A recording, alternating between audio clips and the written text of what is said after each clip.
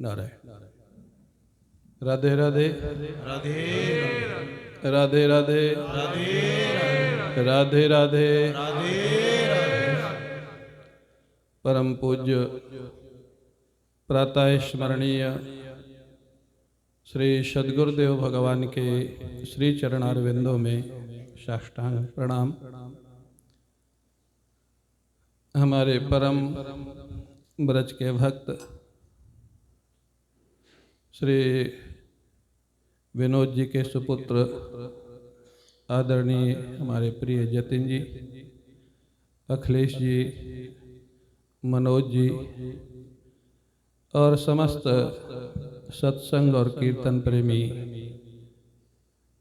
सज्जनों, भक्तिमती माताओं, इस साल हम लोग चर्चा करेंगे ब्रज के भक्त। और ब्रज के भक्तों में भी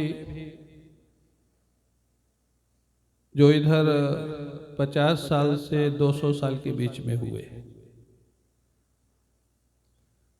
अगर हम त्रेता द्वापर के भक्तों की चर्चा करें वो भी अच्छा है, लेकिन हम लोगों को संबल तब मिलेगा इस समय जो भक्त हुए हैं और उनको भगवान के दर्शन हुए, उनको भगवान की प्राप्ति हुई, तो हमको संबल मिलेगा कि इस कलिकाल में भी भगवान अपने भक्तों को मिलते हैं। और मेरे को लगता है कि कलिकाल में थोड़ा छूट भी रहती है भक्तों को। गोस्वामी तुलसीदास जी ने एक बात लिखी है, कलिकर एक विशेष प्रतापा, मानस पूर्ण हो ही नहीं पापा। रामचरितमानस जो पढ़ते होंगे, तुलसीदास जी कहते हैं कलयुग में एक विशेष छूट है कि मन में कभी किसी के विषय में बुरा विचार आ जाए तो पाप नहीं लगता, लेकिन मन में किसी के लिए अच्छा विचार आ जाए तो विचार मात्र से पुण्य हो जाता है, सत्कर्म बन जाता है। एक कलयुग में ही छूट है, हाँ? ये छूट बाकी युगों में नहीं है। तो कलयुग समयुग आन नहीं, गोस्वामी जी ने लिखा है। तो हम लोग जो कहते हैं कि बहुत खराब समय है, बहुत खराब समय है, मेरे को लगता है कि खराब और अच्छा समय जब से सृष्टि बनी है तब से चल रहा है। सतयुग को बहुत अच्छा मानते हैं, लेकिन उस समय क्या हिरण्यकश्यप हिरण्याक्ष नहीं थे? हिरण्यकश्यप हिरण्याक्ष कब थे? कब थे? सतयुग में थे। और त्रेता में रावण कुंभकर्ण, जो कि ऋषियों को राक्षस मार करके खा जाते थे, हड्डियों के ढेर पहाड़ देखा राम जी ने। तो इस समय तो अभी उतना खराब नहीं है कि भजन करने वालों को, कीर्तन वालों को पकड़ के खा जाएं और हड्डियों का ढेर लगा दें। क्यों, इतना खराब है क्या? अभी नहीं है ना। तो हम क्यों कहते हैं युग खराब है ये? द्वापर में आदेश था कोई भी कीर्तन भजन करे उसको बंद करो, मारपीट करो। भगवान के माता पिता को ही जेल में डाल दिया था कंस ने। बीच में थोड़ा बहुत गड़बड़ाए थे, लेकिन अब फिर वापस अच्छा हो रहा है। तो अभी तो कलयुग का प्रथम चरण है और कलयुग की आयु है 4,32,000 वर्ष। 5,300 वर्ष अभी गया है। तो अभी बिल्कुल आप निश्चिंत रहो, खूब भजन कीर्तन करो और खराब समय आने के पहले ठाकुर जी के धाम में पहुंच जाओ।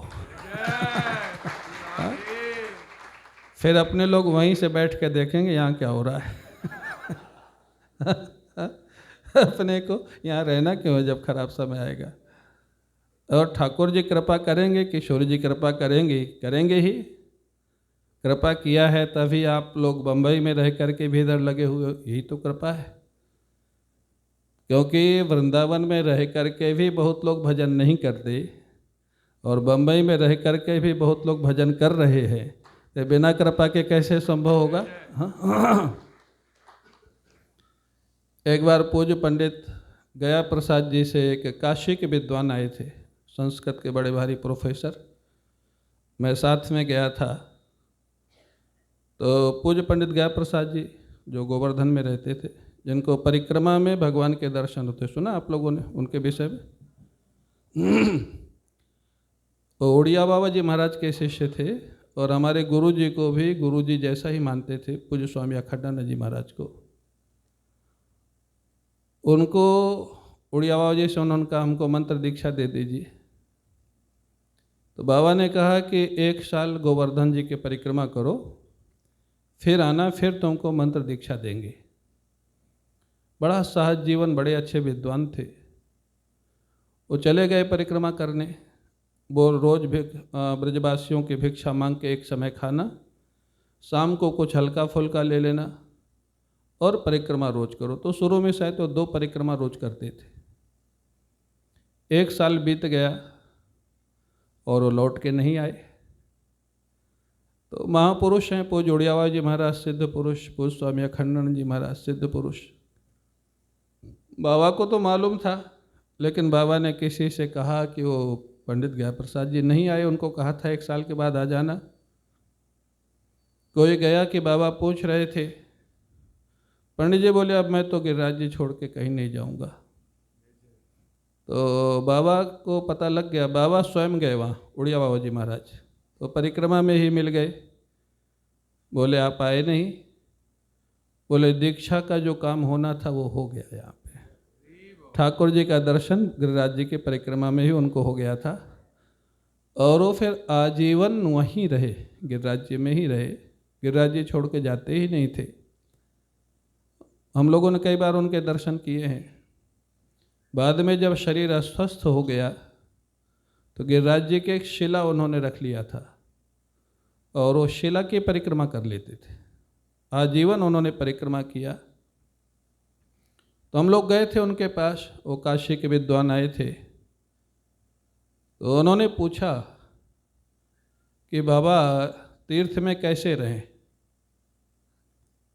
तो उन्होंने कहा कि तीर्थ में आप, बहुत लोग सब इतने होंगे जो वृंदावन में रहते होंगे, काफ़ी समय रहते होंगे। बिमला तो बैठी है तो काफ़ी महीनों महीनों रहती। तो उन्होंने कहा कि तीर्थ में भजन कम करोगे तो चलेगा, लेकिन किसी की निंदा स्तुति मत करना, किसी का हक मत दबाना, किसी को प्लानिंग करके दुखी मत करना और राजनीतिक चर्चा में मत पड़ना। तो उन्होंने कहा ये तो ठीक है, लेकिन जो दुष्ट लोग भी ब्रज में दिखाई देते हैं उनके विषय में हम सद्भाव कैसे रखें? जो लोगों को मार देते हैं, सामान छीन लेते हैं। तो जानते हो बाबा ने क्या कहा? बाबा ने कहा वो तो जब कृष्ण जी ब्रज में थे तब भी कंस था मथुरा में। अघासुर बकासुर पूतना तो तब भी थे। तो क्या ग्वाल बाल उनका चिंतन करते थे? क्या गोपियाँ उनका चिंतन करते थे? अरे उनको कृष्ण से मतलब था, कंस से मतलब नहीं था। तो हमको का राधा जी से मतलब रखना है, कृष्ण से मतलब रखना है। तो अभिप्राय दुष्ट तो उस समय भी थे। तो कहने का अर्थ ये है, हमारे गुरुदेव का एक वाक्य है पूज्य स्वामी अखंडानंद जी महाराज का, कि सृष्टि ईश्वर ने बनाई है, हमको आपको नहीं बनाना है। और ईश्वर स्वयं सिद्ध है, ईश्वर को भी नहीं बनाना है। तो हमको आपको क्या बनाना है? अपना मन। अपने मन को हमारा दृष्टिकोण बदल जाए। हम जितने लोग हैं ईश्वर की लीला के पात्र अनुभव होने लग जाएं। अगर श्री कृष्ण हुए और कंस न हुए, पूतना न हुए, अघासुर बकासुर न हुए, तो कृष्ण जी की बाल लीला होगी क्या? क्यों भाई बोलते चलो, बाल लीला होगी? पूतना न हो, अघासुर बकासुर काली नाग कंस ये न हुए तो बाल लीला होगी? और नहीं होगी तो बाल लीला क्या सुनोगे फिर? तो एक तो ये है धर्म की दृष्टि से कि भाई वो दुष्ट हैं, ये सज्जन है। और अगर लीला की दृष्टि से विचार करें, भगवान ने जिसको जो रोल दिया है वो कर रहा है, वो वही करेगा, उसके अलावा वो कुछ कर नहीं सकता है, क्योंकि उसको रोल दिया गया है। और ये केवल भावना नहीं है। ब्रह्मसूत्र में भी, जो वेदांत का परम ग्रंथ है ब्रह्मसूत्र, उसमें सृष्टि का कारण बताया गया है, लोकवत्तु लीला कैवल्यम। भगवान ने दुनिया किस लिए बनाई? लीला के लिए। हाँ, लीला के लिए माने आनंद के लिए। लोकवत्तु लीला कैवल्यम ब्रह्मसूत्र का सूत्र है, वेदांत का जो परम ग्रंथ है। यद्यपि विनोद जी कहते थे कि वेदांत छोड़ के आप कुछ भी सुनाना आया। सर मैं एक बार लोनावाला में हुआ था कार्यक्रम, तो अखिलेश जी थे, तो मैंने पूछा कि क्या सुनाना है, तो एक ही वाक्य बोले वेदांत छोड़ के कुछ भी सुनाना। तो लेकिन वेदांत में जो लिखा है लोकवत्तु लीला कैवल्यम, ये संसार की सृष्टि भगवान ने किस लिए की? आनंद के लिए, लीला के लिए। इसमें फिर दुख कहाँ से आ गया? हमारे दुराग्रह से। हाँ, हमारे दुराग्रह से। ऐसा क्यों हुआ, ऐसा क्यों नहीं हुआ? आज अगर हमको यहाँ 5:45 पहुँचना था तो पहले से निश्चित था। अब अगर जिसने भी लोकेशन भेजी उसने दोबारा भेजी, पहले गलत कैसे चली गई, दोबारा सही कैसे चली गई?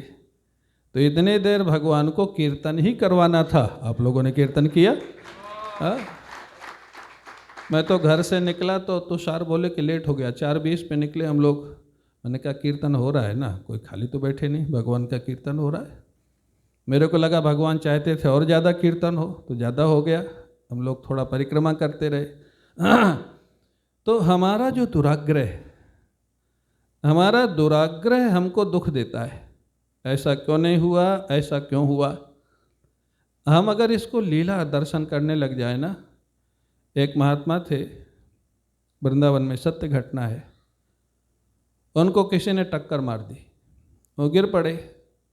एक दूसरा व्यक्ति आया, उनको उठा करके हॉस्पिटल ले गया। वो होश में आए, बोले महाराज जी आपको काफ़ी चोट लग गई थी, उस दुष्ट ने टक्कर मार दी आपको। बोले तुम ही तो कभी टक्कर मारते हो, कभी हॉस्पिटल पहुंचा देते हो। आप देखो, वो डर गए आदमी, बोले नहीं मैंने नहीं मारी थी टक्कर। वो महात्मा का भाव वो समझे नहीं। महात्मा बोले तुम ही तो हो मेरे गोविंद, कभी तुम टक्कर देते हो, कभी हॉस्पिटल में सेवा करते हो, गोविंद तुम ही तो हो। क्या भाव था महात्मा का। तो अगर वो लीला दर्शन जो संतों को होता है, जो मीरा को हुआ था, जो सूर को हुआ था, जो तुलसी को हुआ, अगर लोकवत तो लीला केवल हम लोग मान लें कि भगवान ने जिसको जो अभिनय दिया है, रोल दिया है। रामायण सीरियल में अगर अरविंद त्रिवेदी इतना अच्छा रावण का रोल नहीं करते तो रामायण सीरियल का आनंद आता? अच्छा, इतना अच्छा अभिनय के बाद उनको पुरस्कार दिया गया कि गाली मिली। अरविंद त्रिवेदी को भी तो बहुत लोगों ने पुरस्कार दिया, सम्मानित किया गया। क्यों किया गया? रावण का रोल किया था ना, लेकिन एक्चुअल रावण नहीं थे, रावण का अभिनय किया था। तो अगर अभिनय हम लोग समझ लें, जो संत समझते हैं, जो भक्त समझते हैं, तो पूज्य पंडित गया प्रसाद जी ने कहा कि तुमको गोविंद पे ध्यान रखना है, तुमको किशोरी जी पे ध्यान रखना है। ये कंस, पूतना, अघासुर, बकासुर तो जब श्री कृष्ण से तब भी थे, तो ग्वाल बाल तो इनको नहीं देखते थे। तो हमारा मन हमको ठीक कर ले, हमारा जीवन हमको ठीक हो जाए। तो व्रज के भक्तों में हम कुछ भक्तों की उनकी चर्चा करेंगे जो अभी हुए। उससे हमको ये संबल मिलेगा कि आज भी ऐसे भक्त हैं, आज भी ऐसे संत हैं जिनको भगवान मिलते हैं, दर्शन देते हैं।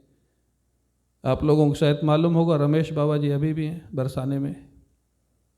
उनको पद्मश्री पुरस्कार घोषित किया गया था। वो बोले देना है तो ब्रज के अंदर दे जाओ, ब्रज के बाहर मैं नहीं जाऊंगा। यहाँ पद्मश्री के लिए लोग जुगाड़ लगाते हैं, प्रयास करते हैं, सिफारिश करवाते हैं। एक साधु है जो राधा रानी का क्षेत्र छोड़ के नहीं जाना चाहते, ब्रज के बाहर नहीं जाना चाहते। उनके लिए पद्मश्री से ज़्यादा महत्वपूर्ण है किशोरी जी के परिकर में रहना, परिसर में रहना। पद्मश्री क्या होगा? पद्मश्री तो लोग जुगाड़ लगा के लिए भी पूछ लेते, ले लेते। तो ऐसे संत अभी भी हैं, ऐसे महापुरुष अभी भी हैं। तो ब्रज के भक्त, और ब्रज शब्द का अर्थ क्या होता है? ब्रज शब्द का अर्थ, व्रज शब्द बना है ब्रह्म रज से। हमारे गुरुदेव कहते थे पूज्य स्वामी अखंडानंद जी महाराज, ब्रह्म जब भगवान कृष्ण के रूप में आ जाता है और भगवान कृष्ण जब विचरण करते हैं, लीला करते हैं, उनके चरणों से स्पर्श करके जो भूदेवी है वो ब्रज रज के रूप में प्रकट हो जाती है। उसे ब्रज रज से, ब्रह्म रज से पड़ा है ब्रज। माने ब्रह्म का एक खिला हुआ रूप, ब्रह्म का एक पवित्र करने वाला जो रूप है उसका नाम है व्रज। तो ब्रजवास जिसको मिल जाए, हाँ किशोर जी जिसको दे दें, जिसको रख ले।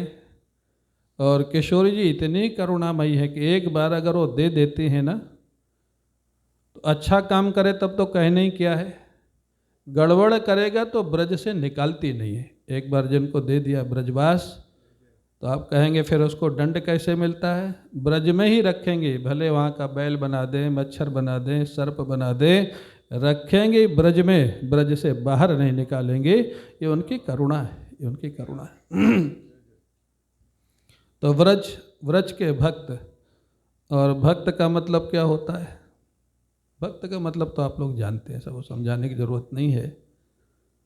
हमारे गुरु जी कहते हैं भक्तम, संस्कृत में भक्तम बोलते हैं पके हुए चावल को।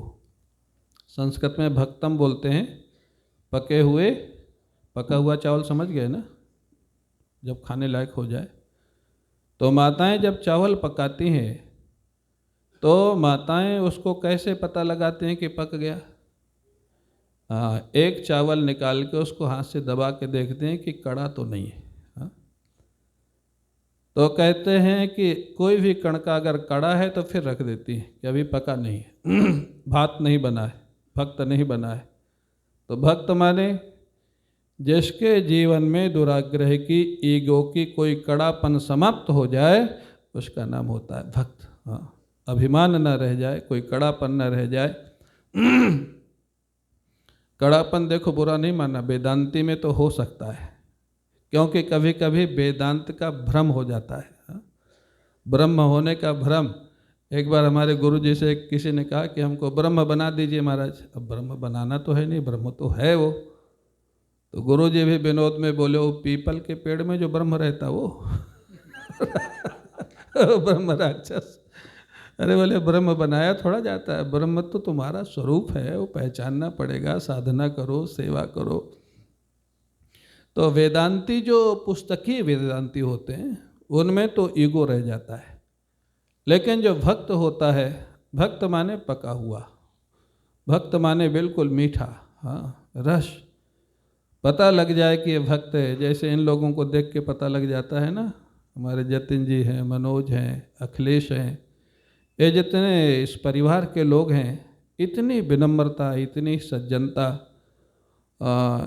और कैसे भी हो, अभी वहाँ भी आए थे वृंदावन, इनके बीच में किसी दूसरे को कार्यक्रम दे दिया तो भी इनको कोई बात नहीं, शुरू में इनको, फिर बीच में दूसरा, बल्कि मैं और मुक्तानंद जी तो थोड़ा नाराज होकर वहाँ से चले आए, कहने ये अपना गाते रहे। तो हम लोगों को थोड़ा वेदांत का भी प्रभाव है ना तो भक्त है वो बिल्कुल पका हुआ होता है, वो सहज, और यही आनंद है भक्ति का। तो व्रज के भक्त माने, हाँ भक्त कब पता लगे हम भक्त हो गए हैं? हाँ, जब कोई चीज़ का दुराग्रह न रहे, हाँ कड़ापन न रहे, ईगो न रहे, उसका नाम होता है भक्त। अब जितने लोग बैठे हैं थोड़ा अपना अपना नंबर मिलाते चलना कि हमारा दुराग्रह है कि नहीं है। क्यों माताओं, ऐसा क्यों नहीं हुआ, ऐसा क्यों हो गया? पतिदेव से झगड़ा तो नहीं करती ना आप लोग? हाँ हाँ ना तो बोलना पड़ेगा। नहीं करती हैं तो ना बोल दीजिए, करती हैं तो हाँ बोल दीजिए।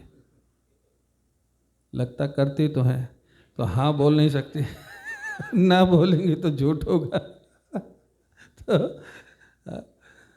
तो दुराग्रह, आप अगर भगवान के भक्त हैं ना, हमको आपको देख के लगे कि ये ठाकुर से जुड़े हैं तो कितना अच्छा जीवन है। हाँ, हमारे गुरु जी का एक वाक्य था, साधु को देख करके साधु बनने का मन हो जाए तो साधु बनना सफल हो गया। हाँ, कितना सुंदर, साधु को देख के साधु बनने का मन हो जाए। हाँ, कितना दिव्य जीवन है, कितना आनंदित जीवन है।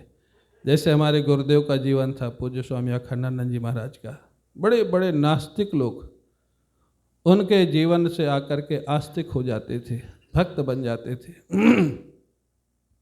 तो अगर हम भगवान के भक्त हैं तो हमको देख करके लोगों को लगे कि भक्ति में कितना आनंद है, कितना रस है, ये कितने खुश रहते हैं, हर परिस्थिति को कैसे हैंडल करते हैं, इसका नाम है भक्त। और भजनम भक्ति, भक्त माने रस। वो रस अगर ठाकुर का आ गया ना, ठाकुर का रस आ गया तो दुनिया का रस वही उसके पहचान है। दुनिया का रस छोड़ना नहीं पड़ेगा, छूटने लग जाएगा। ठाकुर का रस अगर आ गया, उसके संयोग में हंसना, वियोग में रोना, कभी नाचना, कभी गाना, अष्ट सात्विक भाव विकार जब आते हैं ना, और उस रस में, इस रस में अगर हम विचार की दृष्टि से भी विचार करें तो जो ठाकुर का रस है वो पराधीन नहीं है, दुनिया का रस पराधीन है। हाँ? कोई वस्तु मिलेगी तो खुश होंगे, कोई व्यक्ति मिलेगा तो खुश होंगे, कोई ठीक से बात करेगा तो खुश होंगे। कितनी पराधीनता है। हमारा सारा सुख दूसरों पे डिपेंड है। हाँ, उसी से व्यक्ति दुखी सुखी होता है। और ठाकुर जी का सुख, ठाकुर जी का रस, उठाया हारमोनियम, उठाया ढोलक, हरे कृष्णा कृष्ण कृष्णा हरे राम राम राम। वो महाराज मस्ती में बैठ गए। हमारे गुरु जी कहते थे, चार दीवाने बैठ गए, भजन चालू हो गया, कथा चालू हो गई, कब पूरा होगा, कब खत्म होगा, कब शुरू होगा, इसका ध्यान ही नहीं। वो रस सेल्फ डिपेंड है। हाँ, वो सेल्फ डिपेंड। आप कभी भी, और हम कहते हैं जब ज़्यादा रस आता है ना, अच्छा जीवन हो जाता है, तब चार ना भी हो तो अकेले भी होता है। हाँ, अकेले भी होता है। अकेले बैठे रहो। कभी कभी जितने भक्त हैं, सज्जन, आप सभी लोग भक्त हैं, अकेले बैठ करके या तो कृष्णाकार, श्री राधाकार वृत्ति हो जाए या निसंकल्प हो जाए। उससे आगे की अवस्था है निसंकल्पता, जहाँ ध्याता ध्यान ध्येय तीनों एक हो जाए। ये पता ही न लगे कि कौन ध्यान करता है, किसका ध्यान कर रहा है और क्या ध्यान कर रहा है। तीनों की एकता हो जाए, उसी को बोलते हैं समाधि। वो समाधि अष्टांग योग वाली नहीं, भाव वाली। हाँ, जैसे सुतीक्षण को हो गया था रामचरितमानस, हम जानते हैं, भगवान राम का जब ध्यान हृदय में प्रकट हुए, को मैं चलूँ कहाँ नहीं बूझा, मैं कौन हूँ, कहाँ जा रहा हूँ, किसके लिए जा रहा हूँ, उनको होश ही नहीं रहा। इसका नाम है भाव समाधि। तो यह तो कृष्णाकार वृत्ति हो, अकेले बैठ करके, जिनकी होगी उनको पता लगता हो इतना रस है, इतना रस है उसमें, उतना प्रेम है। हाँ, अकेले बैठ गए, कोई संकल्प नहीं है, या तो भगवान का नाम चल रहा है, या लीला चिंतन चल रहा है, या कुछ नहीं चल रहा है। हाँ, कुछ नहीं चल रहा है, ये अवस्था और आगे आती है भाव समाधि में। और वो अवस्था जिस दिन आ जाएगी, वो रस जिस दिन मिल जाएगा, ये रस बहुत छोटे दिखेंगे दुनिया के। हाँ, इतना छोटा दिखेगा, इतना रस उसमें। आप जानते हैं मानसिक रस तो मिलता ही है, उसमें शारीरिक स्वास्थ्य, हाँ, उसका फर्क पड़ता है। विनोबा जी से एक बार किसी ने पूछा था, आप इतना कम भोजन करते हैं, फिर आपको इतनी ताकत कहाँ से आती है, कैलोरी आप बहुत कम लेते हैं। विनोबा जी ने कहा, डॉक्टर तो मेरे भोजन की कैलोरी तो काउंट करता है, लेकिन मेरे भजन से कितनी कैलोरी बनती है ये तेरे को कहाँ मालूम है। भजन के रस से जो कैलोरी बनती है वो तेरे को कहाँ मालूम है। तो एक्चुअल जब भजन होने लग जाए, हाँ, भगवान का ध्यान करते ही गदगद होने लग जाए, रोमांच होने लग जाए, एकाग्र हो जाए जीवन, वो जब रस आएगा जीवन में तो ये रस छूट जाएगा। लेकिन वो आएगा ईमानदारी से। जिस रास्ते पे जहाँ पर हैं, अगर हम ईमानदार हो जाए, ईमानदार, हमारे गुरुदेव का वाक्य है, अगर ईश्वर के रास्ते पे कुछ पाना है तो पहले ईमानदार बनो, सच्चे बनो। आप कहेंगे सच्चाई से व्यवहार नहीं चलता, हाँ नहीं चलता, मैं भी मानता हूँ। सच्चाई से जो सच्चे होंगे वो जुड़ते जाएंगे, और जो संसारी होंगे वो छूटते जाएंगे। एक दोनों सच्चों की जमात बन जाएगी, और वो जमात तुमको ठाकुर जी तक पहुंचा देगी। ये सच्चाई का परिणाम होता है, वो सच्चाई का परिणाम है।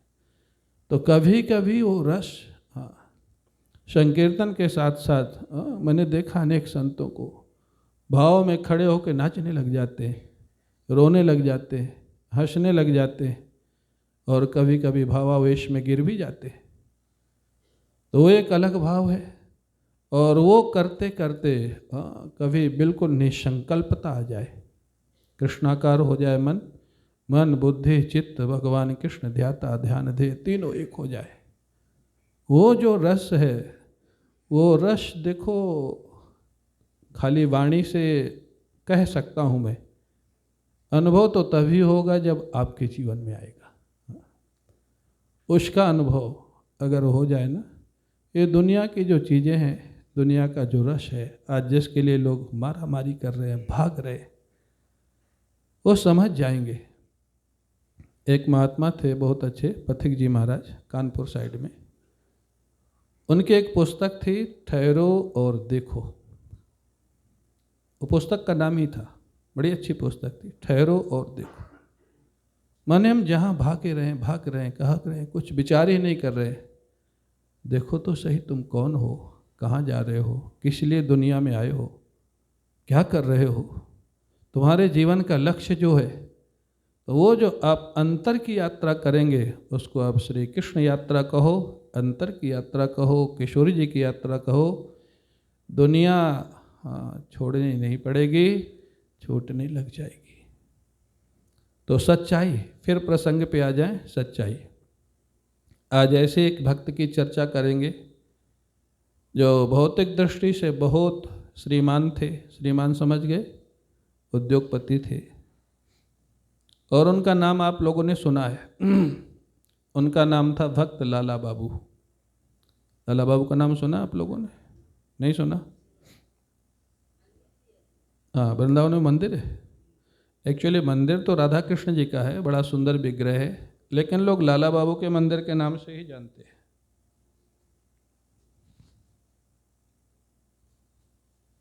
क्योंकि लाला बाबू ने बड़े भाव से उस मंदिर को बनवाया है। तो ये लाला बाबू बंगाल के एक बड़े भारी राजा के बेटे थे। उनका नाम था कृष्ण सिंह। उनका एक्चुअल नाम क्या था? कृष्ण सिंह। छत्री थे, ठाकुर थे, और अंग्रेजी शासन काल में थे। उनके पिताजी गवर्नर के नीचे काम करते थे। बहुत बड़ी संपत्ति थी। बंगाल, उड़ीसा और बिहार, ये तीनों के दीवान थे उनके पिताजी। माने गवर्नर तो अंग्रेज ही होता था, उसका जो मेन आदमी होता था दीवान, वो लाला बाबू के पिताजी थे। प्रेम से उनका पिता जो थे उनको लाला लाला कह के बुलाते थे, और उनके जो सर्वेंट थे उनको बाबू बोलते थे। तो दोनों को मिलकर के उनका नाम हो गया लाला बाबू। लाला बाबू के पास संपत्ति बहुत थी, पैसा बहुत था, सुख सुविधाएं बहुत थी, लेकिन उनके हृदय में चैरिटी करने की बड़ी इच्छाएं होती थी। किसी कन्या की शादी है, गरीब को ज़रूरत है, तो घर से कुछ भी उठा के दे देते थे। उस समय 5,000 रुपया 10,000 बड़ी कीमत होती थी, 100 साल पहले। एक दिन पिता ने कह दिया, अभी तुम कुछ कमाते नहीं हो, प्रॉपर्टी है, पैसा है, ठीक है, लेकिन देना, इतना देना, थोड़ा ध्यान रखना चाहिए कि अपने पास कितना है, कितना डोनेशन करना। वो पिताजी अपने व्यवहारिक दृष्टि से कहते थे कि लाला बाबू, उनको ध्यान नहीं रहता था, जब कोई गरीब को देखते थे हृदय द्रवित हो जाता था, कुछ भी दे देते थे। धीरे धीरे उनको भक्तों का साथ मिला, जगन्नाथपुरी में पोस्टिंग हो गई, वो चैतन्य महाप्रभु के कीर्तन में शामिल होने लग गए। ऐसा भक्ति भाव आया कि उनको लगा कि ये जीवन मेरे जीवन में कब आएगा, इसमें तो बड़ा सुख है, इसमें बड़ा आनंद। कीर्तन ही करते थे, जब कीर्तन मृदंग लेके करने लग गए, बड़े घराने के राजकुमार थे एक तरह से, उनको अब बीज पड़ा हुआ था, संस्कार पड़ा हुआ था। उनको लगा कि वो दिन कब होगा जब मैं भी अपना, अब उनको जो राज्य कार्य था, बहुत बड़ी व्यवस्था थी, पोस्ट थी, अब उनको वो काटने लग गया। अच्छा नहीं लगता था। करते थे, ड्यूटी थी पिताजी के साथ, लेकिन उनको लगता था कि वो दिन कब आएगा जब मैं सब कुछ छोड़ छाड़ करके वृंदावन में जा करके श्री राधे कृष्ण का भजन करूँगा, ब्रजवासियों की भिक्षा मांग के रोटी खाऊंगा और इसी जीवन में ठाकुर का दर्शन प्राप्त करूँगा। अब वो उत्कंठा उनको जागृत होने लग गई। तो ये जो लोग कहते हैं ना कि अचानक इसने घर छोड़ दिया, वो अचानक नहीं होता है। जो भक्त भगवान के प्रेम में घर छोड़ता है ना, अचानक नहीं होता है, और बहुत दिन से तैयारी होती है। समाज वाले, परिवार वाले समझते नहीं वो कुछ बोलेगा भी तो सोचेंगे ऐसे ही हो रहा है तो होता है, और ज़्यादा कुछ बोले तो लोग सोचते हैं पागल है। इतनी बड़ी संपत्ति है, प्रॉपर्टी है, सब कुछ है। उनका विवाह भी हो गया था, एक संतान भी थी लेकिन अब उनका मन नहीं लगता था। रोज़ सोचते थे वो दिन कब होगा जब मैं वृंदावन जाऊंगा, ये सब काम पूरे हो जाएंगे, मैं केवल ठाकुर के लिए अपना जीवन लगाऊंगा। रोज़ सोचते थे, रोज़ सोचते थे। ये भाव क्यों आया? भाई उनके पास पैसा तो बहुत था, राज सरकार भी थी, लेकिन ये भाव आया क्योंकि वो ईमानदार थे। हाँ, जीवन में ईमानदार थे। जिसको देना है दे दिया, वापस आने की चिंता नहीं करते थे, जीवन में सच्चे थे। तो आजकल मैं कहता हूँ अगर बच्चे भक्ति न करें, आज की जनरेशन के बच्चे, तो ज़बरदस्ती मत कराओ, उनसे चैरिटी के काम कराओ। उनका जन्मदिन हुए, कोई भी फंक्शन हुए, गरीबों की सेवा कराओ, गौशाले में गैया को चारा डलवाओ। चैरिटी करते करते उनका हृदय शुद्ध हो जाएगा, एक न एक दिन अपने आप ठाकुर के रास्ते पे आ जाएंगे। हाँ, जहाँ हैं। और आज की नई जनरेशन को चैरिटी करना बहुत पसंद है। आप बोलोगे मंदिर चलो तो शायद नहीं जाए, आप बोलोगे अनाथालय चलो, गरीबों को भोजन कराना है, वो चला जाएगा। आप वो कराओ उनसे राजा लाला बाबू भी यही करते थे। लेकिन वो करते करते जब उनको देखा ये महामंत्र का कीर्तन, हाँ, वो भाव आया, वो भाव। जानते फिर क्या हुआ? एक दिन वो सुबह उठ के बैठे हुए थे, और बैठे बैठे फिर वही धुन चल रही थी, वो कब दिन आएगा मैं वृंदावन जाऊंगा, वो कब दिन आएगा मैं वृंदावन जाऊंगा, ठाकुर का भजन करूंगा, ठाकुर का दर्शन प्राप्त करूंगा। सोचते सोचते उनको 1 घंटा हो गया उठने के बाद। पलंग पे बैठे हुए 5 बजे उठ जाते थे। जो ठाकुर का भक्त होगा, एक बात और ध्यान रखना, अगर ईश्वर को पाना है, ईश्वर के रास्ते पे चलना है, अब ये तो बम्बई नगरी है, मैं कुछ ज़्यादा नहीं बोलूँगा, तो सूर्योदय से पहले आपको सैया छोड़ देना चाहिए। वो जो समय होता है ना सूर्योदय के पहले का, उस समय प्रकृति आपको सपोर्ट करती है भगवान के ध्यान में, मेडिटेशन में, जप में। लेकिन उसके लिए सोना भी जल्दी होगा। हाँ, आप 10-11 बजे सो जाओ, 4-5 बजे उठ जाओगे। वो अगर ईश्वर के रास्ते पे चलना है, जितने लोग हुए हैं सब जल्दी उठते। बम्बई में भी बहुत लोग मैं जानता हूँ जो जल्दी उठते, तो उठ जाते थे, वो 5 बजे बैठे हुए थे। वही दिमाग में घूम रहा था, अच्छा सच बताओ, प्रातःकाल हमारे गुरुदेव कहते थे सोने के पहले और जागने के साथ साथ तुम्हारे दिमाग में क्या घूमता है? जो घूमता है समझ लो, हाँ, जीवन का सबसे ज़्यादा प्रेम आपका वही है। भगवान का ध्यान आता है, व्यापार का ध्यान आता है, परिवार का ध्यान आता है, क्या आता है? लाला बाबू को वही ध्यान आता था, और लाला बाबू हमेशा वही सोचते थे। उस दिन भी वही सोच रहे थे, और हुआ क्या? 5 बजे से लेकर के 6 बज गया। 6 बजते बजते उनका जो एक सेवक था, वो सेवक कहता है, डरते डरते गया क्योंकि अपने ध्यान में बैठे हुए थे। वो कहता है बाबू समय हो गया है। उसका मतलब था कि नहाने धोने का समय हो गया है। और वो थे वृंदावन के धुन में। उनको लगा कि कोई वृंदावन से कोई कह रहा है कि वृंदावन आने का समय हो गया है। हाँ, अब देखो कैसे व्यक्ति का घूमता है जीवन। जानते हो क्या हुआ? वो पलंग से उठे, स्नान वगैरह किए, और बिना किसी को बताए वृंदावन चल पड़े। वो चले गए, वृंदावन चले गए। माने को नौकर की आवाज़ उनको लगा बांके बिहारी का आवाहन है। वो वृंदावन जैसे वो बोले समय हो बाबू समय हो गया, इतने ही बोले। आजकल तो बच्चे माता पिता को बोलते हैं कि वृंदावन में रहो, भजन करो, हम आपका कमरा बनवा देंगे। कहाँ मानते हैं, नहीं मानते। वो तो एक नौकर बोला बाबू समय हो गया है, बस जैसे वो बोला चल पड़े, चले गए वृंदावन। वृंदावन में भिक्षा मांग के खाते थे, राधे कृष्ण का भजन करते थे, बड़ा रस आता था। लेकिन जब वृंदावन के मंदिरों की स्थिति देखी, क्योंकि वो तब तक भारत स्वतंत्र हुआ नहीं था, मंदिरों की कोई सेवा पूजा ठीक नहीं थी। मुस्लिम काल में कुछ तोड़े गए थे, इंग्लिश काल में भी कोई खास सेवा पूजा थी नहीं, तो बड़ा दुख होता था हमारे ठाकुर के मंदिरों की ये दशा। उन्होंने सोचा क्या करूं। उन्होंने सोचा कुछ मंदिरों का उद्धार, जीर्णोद्धार, और कुछ एक नया मंदिर में बनाऊं ठाकुर जी का। ईमानदार कितने थे, फिर वही बात आ जाती है। उन्होंने अपने जो उसका सेक्रेटरी थे, मुनीम थे उनसे कहा भाई देखो मेरी पत्नी है, बेटा है और मैं हूँ, 3 लोग हैं, 3 हिस्से प्रॉपर्टी के कर दो, मेरे हिस्से में जितना आता हो मेरे को भेज दो। ईमानदार कितने, पत्नी का हिस्सा भी नहीं लिया, बेटे का नहीं लिया, अपना हिस्सा मंगा लिया। कुछ मंदिरों का जीर्णोद्धार किया और एक नया मंदिर बनाया। आज जिसको लाला बाबू का मंदिर बोलते हैं ना, ये रंग जी मंदिर तो आप लोग गए होंगे। रंग जी के मंदिर के जस्ट बगल में लाला बाबू का मंदिर ही बोलते हैं उसको, विग्रह तो श्री राधा कृष्ण के हैं।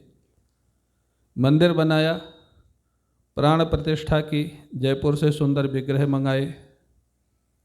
प्राण प्रतिष्ठा होने के बाद अब देखो जो भक्त होता है ना, वो बहुत दिन से दर्शन कर रहे थे, बड़ा रस आता था विग्रहों की सेवा पूजा में, बड़ी सुंदर सेवा पूजा स्वयं करते थे, करवाते थे। एक दिन उनके मन में आया कि वास्तव में ठाकुर जी में प्राण आए कि नहीं आए, कैसे पता लगे। प्राण प्रतिष्ठा तो हो गई, पंडितों ने करा दिया, पोशाक भी पहनाते हैं, भोग भी लगाते हैं। तो जानते हो क्या आइडिया आया उनके मन में, ये ठाकुर की लीला। ठंडी का समय था जो अभी चल रहा है, माघ का महीना, पौष माघ। इस समय वृंदावन में टेम्परेचर 3-4 डिग्री रात का, दिन का 15-18। माखन मिश्री का भोग लगता था। एक दिन पुजारी जी से कहा कि माखन मिश्री का भोग लगा के थोड़ा सा माखन ठाकुर जी के मस्तक पे लगा दो। पुजारी सोचा क्यों, बोले नहीं क्यों मत पूछो, मैं जो कहता हूँ करो। उनका भाव था कि अगर ठाकुर जी में प्राण होंगे तो शरीर में गर्मी होगी, शरीर में गर्मी होगी तो माखन पिघलने लग जाएगा, और अगर केवल मूर्ति है तो माखन जम जाएगा, क्योंकि पत्थर की मूर्ति है। देखो हमेशा लोग कहते हैं भगवान भक्त की परीक्षा लेते, आज कौन किसकी परीक्षा ले रहा है? आज तो लाला बाबू ठाकुर की परीक्षा ले रहे हैं। इनमें प्राण है कि नहीं है, प्राण प्रतिष्ठा तो हुई है, अब प्राण है कि नहीं है कि मैं वैसे ही माने जा रहा हूँ। लेकिन लाला बाबू जैसा भक्त जिसने ठाकुर के लिए सब कुछ छोड़ दिया है, ठाकुर जी भी तो ऐसे भक्त को छोड़ नहीं सकते ना, उनको भी तो इनके बिना अच्छा नहीं लगता है। ठाकुर उस भक्त की परीक्षा देने को तैयार है। जैसे वो माखन लगाया गया उनके मस्तक पर, 5 मिनट के अंदर वो माखन पिघलने लग गया। जैसे माखन पिघला, लाला बाबू की आंखों में प्रेम के आंसू। धन्य हो ठाकुर, दुनिया कहती है आप परीक्षा लेते हो, आज मैंने आपकी परीक्षा ली, माफ़ करिएगा, लेकिन आपने परीक्षा करके बता दिया कि लाला बाबू मैं बैठा हूँ यहाँ पर। हाँ, साष्टांग लेट गए। और ये घटना अभी 100 साल के अंदर की है। तो जो लोग बोलते हैं मूर्ति पूजा क्या है, इससे क्या होता है, इससे क्या फ़ायदा होता है, उन लोगों को ये सुनना चाहिए, पढ़ना चाहिए कि मूर्ति पूजा क्या है और मूर्ति से क्या होता है। हम मूर्ति पूजा एक्चुअल करें तो सही, जिस विधि से किया जाता है। भागवत में लिखा है कि तुम अपने शरीर का जितना ध्यान रखते हो उससे थोड़ा ज़्यादा ध्यान रखोगे तब ना पूजा होगी। आप अपने शरीर का ज़्यादा ध्यान रखो और आपके घर में जो विग्रह है उनका कम ध्यान रखो, तो पूजा कहाँ हुई? वो पूजा नहीं हुई, बुरा नहीं मानना, वो पूजा नहीं हुई। वो तो एक ठीक है, सब लोग कह रहे हैं रखना चाहिए तो रख लिया, और ठाकुर जी हमारा कुछ काम करते रहे इसलिए एक बार पूजा कर देते। ठाकुर जी को तुमने आराध्य मान के रखा है या उनको अपना जब जरूरत पड़े तो हमारा काम कर दे इसलिए रखा है? ये कटु सत्य है।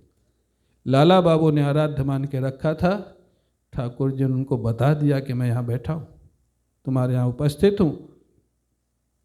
हम 3 बार भोजन करें, ठाकुर को 1 बार भोग लगावें, हम दिन में 2-3 बार पोशाक बदलें, ठाकुर की 7 दिन में 1 बार बदलें, तो ये पूजा है? क्यों भाई, ये पूजा है? हाँ, ज़्यादा लोग तो ऐसे ही करते हैं, ज़्यादा लोग यही कर सकते।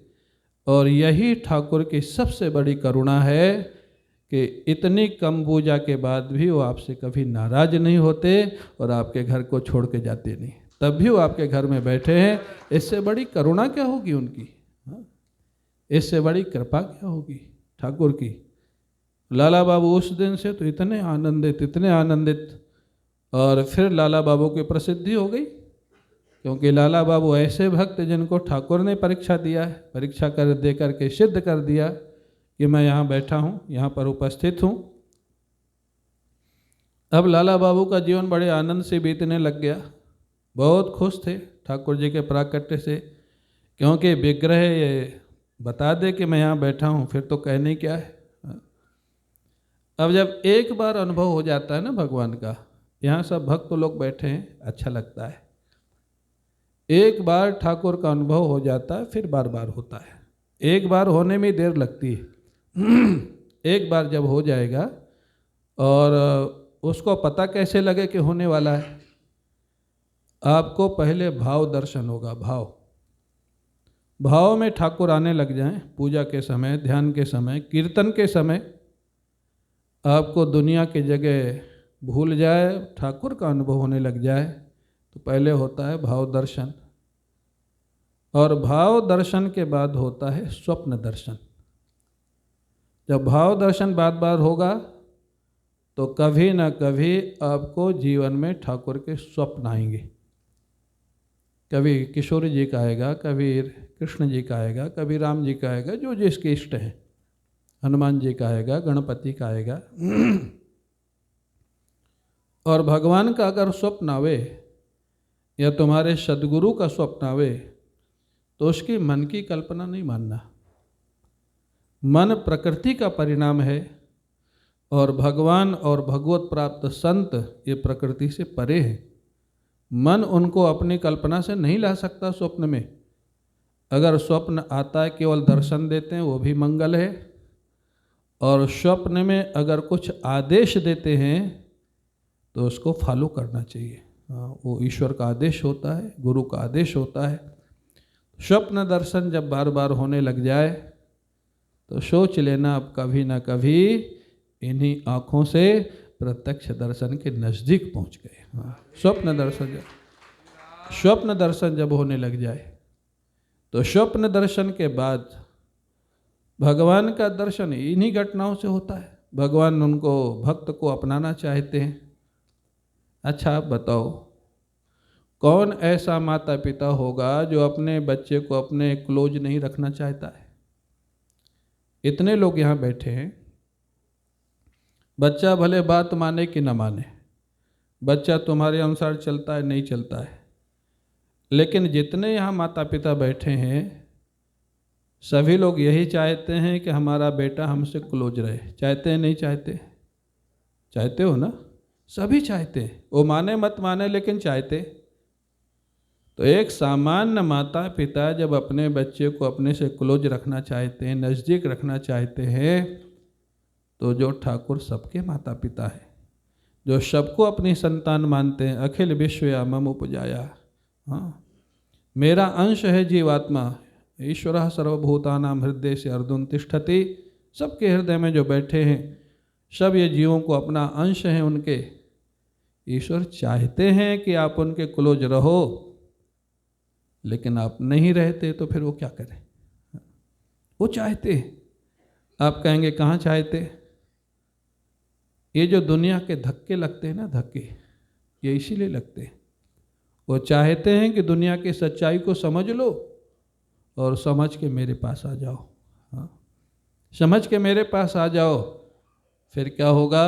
जो दुनिया वाले तुमको धक्के देते थे, वही दुनिया वाले तुम्हारी आरती भी उतारेंगे। वही दुनिया वाले आरती उतारेंगे। आ तो जाओ। इस पे ताली नहीं बजाओगे ठाकुर जी के चरणों में आने के लिए? हाँ, क्या लीला है। ध्रुव जी की कथा आप सब जानते हैं। ध्रुव जी को उसकी माँ ने कह दिया था, इस गद्दी पे बैठने का तू अधिकारी नहीं, तो पहले तपस्या कर, शरीर छोड़, मेरा बेटा बन, तब इस गद्दी पे बैठ सकता है। वही ध्रुव जी जब तपस्या करने चले गए, भजन करने, 6 महीने में भगवान का दर्शन हुआ। जब लौटे तो चलो सुनीति उनकी आरती उतारे, उनकी माँ, वो तो समझ में आता है। वो तानपाद उनके पिता थे, चलो वो भी ठीक है। लेकिन जिस सुरुचि ने डांट के भगाया था, वो आरती लेके खड़ी। 6 महीने के गैप में, 6 महीने पहले जिस माँ ने डांट के महल से भगा दिया था, वो माँ सामने आरती लेके खड़ी है। मतलब जब वो सिंहासन की तरफ भाग रहे थे तो ना भगवान मिले ना सिंहासन मिला, लेकिन जब भगवान की तरफ चल पड़े तो भगवान भी मिले और चाहिए तो सिंहासन भी मिला। ये क्या बातें हमको शिक्षा नहीं देती है? ये क्या हमको पता नहीं लगता है? अरे तुम ठाकुर से क्लोज हो जाओ, भगवान से क्लोज हो जाओ, चाहिए वैसे तो फिर इच्छा रहेगी नहीं। ध्रुव जी को भी नहीं रही थी। ठाकुर का अनुभव जिसको हो गया है और संसार की इच्छाएं भी बनी हुई हैं, बुरा नहीं मानना, उसको एक्चुअल में ठाकुर का अनुभव नहीं हुआ। गंगा जल, गंगा जी बगल में मिल जाए जिसको, वो गड्ढे में नहाने जाएगा क्या? उसको गड्ढे में जाने के लिए रोकना पड़ेगा कि अपने से छोड़ देगा? क्यों भाई? अपने छोड़ देगा या रोकना पड़ेगा? अगर कोई कहता है मैंने भगवान का दर्शन किया है, भगवान को पाया है, और दुनिया में फिर भी चिपटा हुआ है, लिपटा हुआ है, तो बुरा नहीं मानना, अभी उसको ठीक ठीक दर्शन हुआ नहीं, भगवान का अनुभव हुआ नहीं। हीरा पाने के बाद कांच की तरफ कौन जाएगा? गंगा जी मिलने के बाद गड्ढे की तरफ कौन जाएगा? तो वो जो ठाकुर है, अगर चाहिए, मैं वो कह रहा था, ध्रुव जी को जब भगवान मिल गए, साधना उन्होंने इसीलिए की थी कि सिंहासन पाना है, लेकिन जब ध्रुव जी को भगवान मिल गए, ध्रुव जी ने क्या कहा? भागवत की इतनी कथाएं हो रही, यद्यपि कथा में इतना समय नहीं रहता कि उसका विस्तार किया जाए। ध्रुव जी ने कहा, प्रभु इन 6 महीनों में आपके ध्यान में, भजन में जो रस आया है, अब मेरे को राज सिंहासन की इच्छा खत्म हो गई। हाँ, ये बोला ध्रुव जी ने, राज सिंहासन की इच्छा खत्म हो गई, मेरे को नहीं चाहिए राज सिंहासन। और इतना ही नहीं कहा, जानते हो शब्द का प्रयोग किया है? ध्रुव जी कहते हैं, प्रभु जैसे नवजात बच्चे को गैया जब बच्चा देती है तो बच्चे के शरीर में कचड़ा लगा होता है, कीचड़ लगा होता है, गंदगी लगी होती है। गैया अपनी जीभ से चाट चाट करके बछड़े की गंदगी को छुड़ाती है और अपना दूध पिलाती है। ध्रुव जी ने यही दृष्टांत दिया। ध्रुव जी कहते हैं, प्रभु मेरे मन में राज्य पाने का जो कचड़ा लगा हुआ था, कचड़े शब्द का प्रयोग किया, मेरे मन में राज्य पाने का जो कचड़ा लगा हुआ था, जैसे गैया अपने बछड़े का कचड़ा छुड़ा देती है, ऐसे आप मेरे मन का कचड़ा छुड़ा दीजिए और अपने चरणों में रख लीजिए हमेशा के लिए। हाँ, अपने चरणों में रख लीजिए। वो ध्रुव जी बोले हैं और उनकी इच्छा थी और वो सच्चाई से बोले थे, क्योंकि उसमें जो रस मिला, जब तक नहीं मिला तब तक इसमें भटकता है व्यक्ति। तो जानते हो भगवान ने क्या कहा? भगवान फिर क्यों नहीं ले गए साथ में? भगवान बोले, ध्रुव जी मैं अभी भी ले चलता तुमको साथ में, लेकिन तुम 5 साल के थे जब घर से निकले, जंगल में आ गए, अब लौट के नहीं जाओगे तो दुनिया वाले आगे से भक्ति करेंगे नहीं। कलयुग आने वाला है, वो कहेंगे 5 साल का बच्चा गया था, शेर खा गया होगा, बाघ खा गया होगा, कोई भगवान मिलते हैं? न राज्य मिला न भगवान मिले, बेचारा मर गया जाके, यही तो कहेंगे लोग। तुम लौट के जाओ, तुम्हारा पिता तुमको राजा बनाएगा, दुनिया वाले देखेंगे, दुनिया वालों भगवान के रास्ते पर चलोगे तो भगवान भी मिलेंगे और चाहिए तो राज्य भी मिलेगा। हाँ, दोनों मिलेंगे अगर चाहिए। ध्रुव जी रोते हुए लौटे हैं। अगर आप भागवत को ध्यान से पढ़ें, भगवान का दर्शन करके वरदान पा करके खुश होके नहीं लौटे, रोते हुए लौटे हैं। ये मेरे मन में राज्य की इच्छा क्यों आ गई? राज्य की इच्छा नहीं होती तो आज मैं ठाकुर के साथ चला जाता। हाँ, ये ध्रुव जी का वाक्य है। ये बातें भागवत सप्ताह में समय नहीं होता, उतना कौन बतावे। ध्रुव जी कहते हैं आज राज्य की इच्छा नहीं होती तो आज ठाकुर के साथ साथ अभी चला जाता है। राज्य की इच्छा ने मेरे को लौटा दिया, दुखी होके लौटे ध्रुव जी। तो वो जो रस है, वो आनंद है। तो अब जानते हैं, फिर आ जाए प्रसंग पे। राजा बाबू बड़े आनंद में रहने लग गए। क्यों? पता लग गया है कि खाली विग्रह नहीं है, ये साक्षात प्रकट है। जो राजा बाबू का परीक्षा दे सकते हैं। हाँ, आज अगर कोई सीएम या पीएम का परीक्षण करने जाए कि हम परीक्षा करना चाहते कि आप सही में पीएम है कि सीएम है, सिक्योरिटी वाले मार के भगा देंगे वहाँ से। तुमको कौन अधिकार दिया परीक्षा करने के लिए? लेकिन हमारे ठाकुर सीएम पीएम से बड़े हैं कि छोटे हैं भाई? बहुत बड़े। हाँ, कितने सीएम पीएम क्षण में बनाते बिगाड़ते रहते। हाँ, जो सीएम पीएम सोचते थे हम कभी नहीं हटेंगे, उनको क्षण में हटा दिया। जो जिनके विषय में जानते नहीं थे बनेंगे, उनको बना दिया। लेकिन वो ठाकुर, वो कभी नहीं कहता अरे तू इतना छोटा सा भक्त मेरी परीक्षा लेने आया है, भाग यहाँ से। कह सकते थे, नहीं देते। तो सीएम पीएम ज़्यादा कृपालु हैं कि हमारे ठाकुर ज़्यादा कृपालु हैं? हाँ, ठाकुर कृपालु है।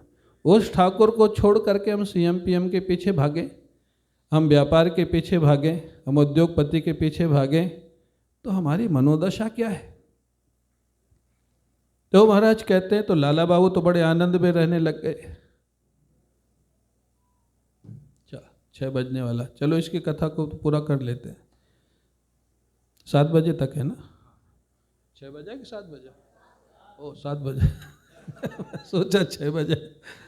हाँ, तो लाला बाबू बहुत खुश रहने लग गए।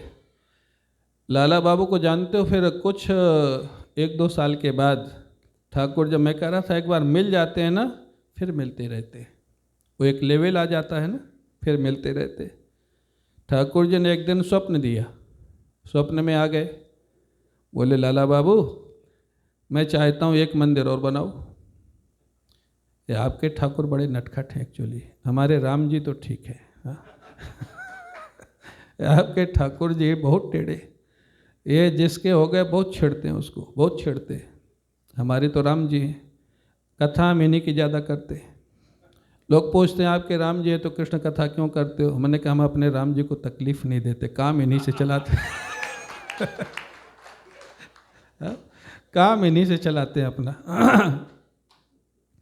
तो वो स्वप्न में एक दिन आ गए, लाला बाबू को कहते हैं लाला बाबू मैं चाहता हूँ तू मेरा 1 मंदिर और बना।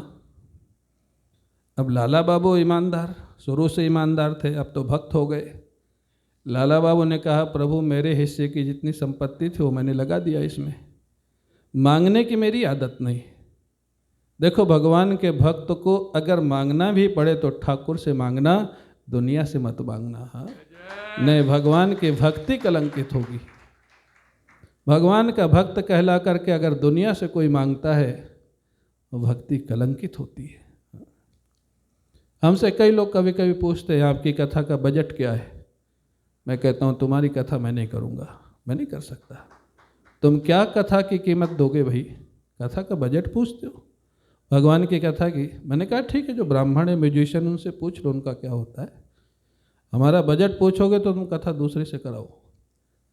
मांगना है तो ठाकुर से मांगो ना, और जो ठाकुर का हो गया ना उसको ठाकुर से भी मांगने की जरूरत नहीं पड़ती है। और ठाकुर का ऐसा जैसे मांगने की जरूरत पड़े, बिना मांगे वो इतना देता है, जरूरत से ज़्यादा। लाला बाबू ने कहा प्रभु मांगने की मेरी आदत नहीं, और मेरे पास जितना था वो मैंने सब लगा दिया है, अब मैं मंदिर कहाँ से बनाऊं? भगवान ने कहा कि लाला बाबू मैं अब जिस मंदिर की बात करता हूँ उस मंदिर में पैसे की ज़रूरत नहीं, लाला बाबू ने कहा तो कौन सा मंदिर प्रभु? बोले लाला बाबू अब विग्रह में तो तुमको मालूम है मैं निवास कर रहा हूँ, तुमको मैंने दर्शन भी दिए, अब मैं चाहता हूँ लाला बाबू तुम्हारे हृदय को तुम मंदिर बना लो, मैं वहाँ रहना चाहता हूँ। क्या ठाकुर की कृपा! लाला बाबू तो गदगद हो गए। ठाकुर सामने से कहे कि मैं तुम्हारे हृदय में रहना चाहता हूँ, कितना सुंदर जीवन होगा। गोपियों को ठाकुर ने अपने से अपनाया था, सुखदेव जी को अपने से अपनाया था, और इस कलयुग में लाला बाबू को अपने से अपनाया। तुम अपने हृदय को मंदिर बनाओ। लाला बाबू ने कहा तो प्रभु उसके लिए क्या करना होगा? उन्होंने कहा कि उसके लिए तुम गोवर्धन जाओ, वहाँ कृष्णदास नाम के एक सिद्ध पुरुष रहते हैं, कृष्ण भक्त हैं वो भी, उनसे दीक्षा लो और गोवर्धन में वो जो साधना बताओ साधना करो, और उसके बाद तुम्हारा हृदय मंदिर बनेगा। जब वो तुमको दीक्षा दे देंगे, मंत्र जप करोगे, उसके बाद तुम्हारा हृदय धीरे धीरे मंदिर बनेगा, मैं वहाँ निवास करूँगा। लाला बाबू गए। लाला बाबू ने एक प्रश्न पूछा बीच में, प्रभु मैं गोवर्धन चला जाऊँगा और आप यहाँ विराजे वृंदावन में, तो आपकी सेवा पूजा कौन करेगा? ठाकुर मुस्कराए, लाला बाबू क्या तुमको लगता है कि तुम मेरी सेवा पूजा कर रहे थे? क्या बात! क्या तुमको लगता है कि तुम मेरी सेवा पूजा कर रहे थे या मैं तुमसे करवा रहा था? लाला बाबू कान पकड़ लिए, गलती हो गई प्रभु, हाँ आप करवा रहे थे इसलिए मैं कर रहा था। भगवान ने कहा तुम जाओ, सेवा पूजा व्यवस्था हो जाएगी। गए महाराज, गोवर्धन गए। श्री कृष्णदास जी महाराज बड़े सिद्ध पुरुष थे उस समय के। उनको कहा ऐसे ऐसे स्वप्न में आदेश हुआ है ठाकुर जी का। कृष्णदास जी मुस्कराए, बोले आदेश मेरे को भी हुआ है, ये भगवान की व्यवस्था है, आदेश मेरे को भी हुआ है तुम्हारे लिए, लेकिन दीक्षा अभी नहीं होगी। क्यों प्रभु? बोले अभी कुछ काम बाकी है, अभी और कुछ मार्जन तुम्हारा बाकी है। देखो भगवान के दर्शन के बाद भी ये है संत का, अभी क्या बाकी है? बोले अभी भिक्षा मांग के खाओ अन्य क्षेत्र में, और मैं कुछ साधन भजन बताता हूँ वो करो, उसके बाद दीक्षा होगी। एक साल बीत गया साधन भजन करते करते जो उन्होंने बताया। अब लाला बाबू को समझ नहीं आ रहा है कि अभी कौन सी ऐसी कमी है जिसके कारण मेरे को दीक्षा नहीं हो रही। और कृष्णदास जी सिद्ध पुरुष हैं, भगवान ने जिनका नाम लिया और उनको भी भगवान ने कहा है। लाला बाबू अन्य क्षेत्र में मांगते थे, ब्रजवासियों से भिक्षा मांगते थे। लाला बाबू को एक दिन अचानक ध्यान आया, रंग जी का मंदिर जो है बगल में, रंग जी का मंदिर बनवाया था सेठ लक्ष्मी चंद ने। वो बड़े भारी उद्योगपति थे, बड़ा विशाल मंदिर है, आप लोगों ने देखा ही होगा। और बगल में लगा हुआ लाला बाबू का मंदिर है। जमीन को लेके दोनों के बीच में कोर्ट केस हो गया था कुछ, सेठ लक्ष्मी चंद और लाला बाबू के बीच में। और ईश्वर कृपा से लक्ष्मी चंद हार गए थे, लाला बाबू जीत गए थे। तब से थोड़ा सा मन मुटाव दोनों के मन में था। तो लाला बाबू सब जगह अन्य क्षेत्र में जाते थे भिक्षा के लिए, लेकिन सेठ लक्ष्मी चंद के अन्य क्षेत्र में नहीं जाते थे, क्योंकि थोड़ा मन में था। उनको बहुत उन्होंने आत्मनिरीक्षण किया कि ऐसी कौन सी कमी बची है जिसके कारण दीक्षा में विलंब हो रहा है। कुछ नहीं मिला, केवल यही मिला कि शायद कहीं कुछ थोड़ा सा ईगो मेरा बचा हुआ जिसके कारण मैं वहाँ नहीं जाता, शायद हो सकता है यही कमी हो, इसको भी पूरा कर लेता हूँ। वो अगले दिन महाराज उनकी लाइन में लग गए। सेठ लक्ष्मी चंद का जो अन्य क्षेत्र बढ़ता था, वो लाइन में लग के भिक्षा मांगते थे। लक्ष्मी चंद के जो वॉचमैन लोग थे उन्होंने बताया आज तो लाला बाबू अपने अन्य क्षेत्र में लाइन में लगे। सेठ लक्ष्मी चंद भी तो आखिर भगवान के भक्त थे। वो बोले लाला बाबू लगे? बोले हाँ। बोले नहीं हो नहीं सकता। बोले लगे, आप देखिए चल के। और सेठ लक्ष्मी चंद आकर के बाहर देखा लाला बाबू को, लाला बाबू को आकर के हृदय से लगा लिया। लाला बाबू तुम्हारा स्थान यहाँ नहीं, अंदर चलो। अंदर ले आए, दोनों गले मिले, भोजन कराया, और लाला बाबू जब वहाँ से बाहर निकले गोवर्धन के रास्ते पर, तो गुरुजी सामने खड़े।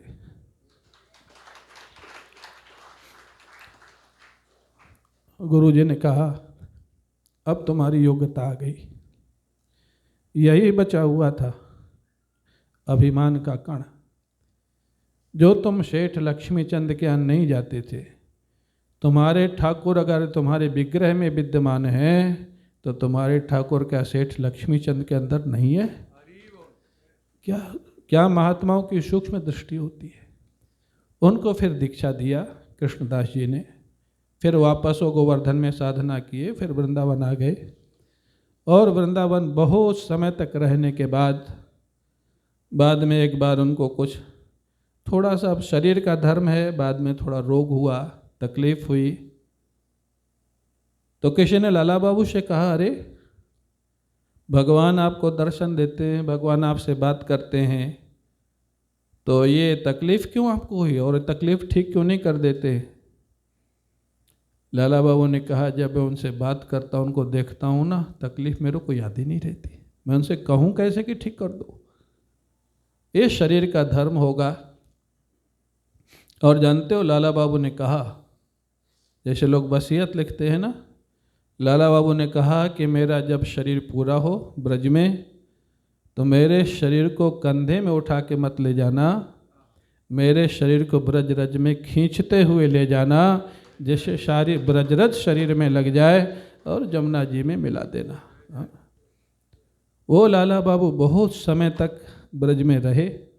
ब्रज में रहने के बाद जब शरीर पूरा हुआ, लोगों ने, उनकी जो इच्छा थी, देखो शिष्यों का एक कर्तव्य है, क्योंकि शिष्य उस बात को नहीं समझते, कई बार वो अपनी बुद्धि लगा देते। अगर गुरु ने कहा है तो उसको फॉलो करना चाहिए। वो किस स्तर से कहा है, किस भाव से कहा है, कि अरे हम अपने गुरु जी को ब्रजरज में कैसे ले जाएंगे, कंधे पे ले जाएंगे, सिंहासन पे ले जाएंगे, वो गुरु अपराध है। जैसे हमारे गुरुदेव ने कहा कि हमारी कोई मूर्ति नहीं बैठाना, हमारी कोई समाधि नहीं बनाना। चित्र तो पहले से लगे थे, वो ठीक है, हम लोगों ने नहीं लगाया। हमने पूछा कि ऐसा क्यों आप कह रहे हैं?